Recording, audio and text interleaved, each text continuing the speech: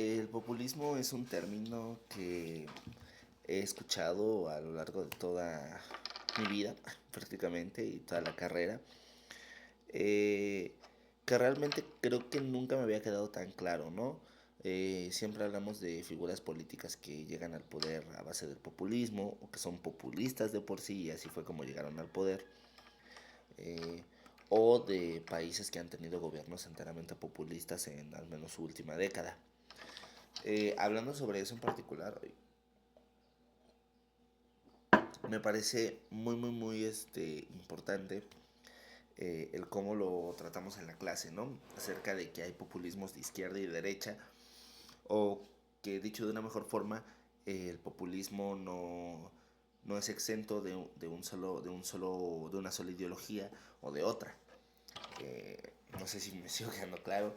Populismo no es de izquierda y no es de derecha, es de ambos, ¿no? Ambos tienen su versión y pues eso obviamente es un tema de análisis profundo, porque si hablamos de populismo puede ser una medida correctiva para una democracia que quizás se está viendo corrupta, se está viendo alterada, o es un fracaso, o puede llevar a autocracias como el movimiento del señor del bigote en la Segunda Guerra Mundial.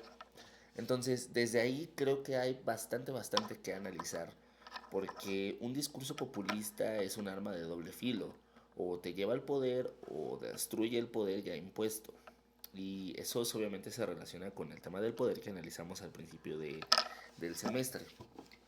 Creo que figuras clave de la política mexicana reciente pueden estar muy familiarizadas con describir al pueblo como una masa homogénea que está unida y que se está viendo afectada por una, eh, no sé, monarquía, por una élite corrupta, por muchas cosas, ¿no? Entonces, y bueno, y presentarme yo como el salvador que los va a sacar de las mañas de esta élite, pues obviamente es algo que va a llamar muchísimo la atención y va a llenar las casillas de ese votante, ¿no? ¿De quién estamos hablando? Pues obviamente de AMLO. AMLO desde un principio se encargó, inclusive pues podemos decir que su victoria el sexenio pasado habla de que fue un discurso populista que fue construyendo a base de inclusive sus derrotas anteriores en las casillas de votación. Simple hecho de decir que fue un robo, que estuvo amañado, que se fue la luz, ¿no? Clásico del PRI y demás, pues obviamente es un discurso populista que al final le terminó dando cuentas. Y sí, claro, obviamente era muy obvio que Morena iba a ganar esas elecciones por el simple hecho de que la gente ya estaba harta del PRI. Pero es muy interesante saber que AMLO utilizó el populismo como un discurso e inclusive hace uso de sus propias derrotas, las vende de una manera populista y así consigue la votación en el siguiente sexenio. Muy interesante. Sheinbaum obviamente hace mucho lo mismo.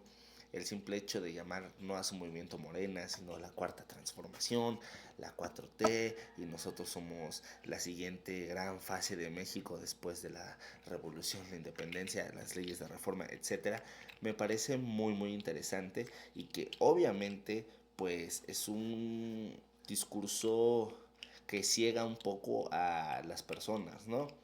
Si yo me voy contigo y te digo que estoy a favor de ti, que tú eres la clave del funcionamiento del país, pues es una manera un poquito más fácil de apelar al sentimiento humano y que pues eso nos lleve a votar por esas personas, ¿no?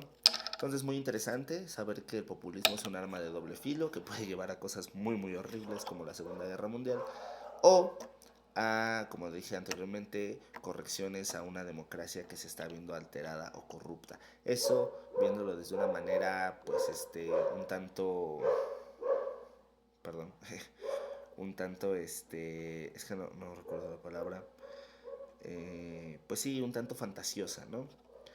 Pero muy interesante y sobre todo muy importante saberlo ya que hoy en día los políticos que se encuentran en el poder más llamativos, sobre todo de la derecha, pues han utilizado el populismo y así fue como lo lograron, ¿no? Milley, Trump, etcétera. Entonces, muy interesante.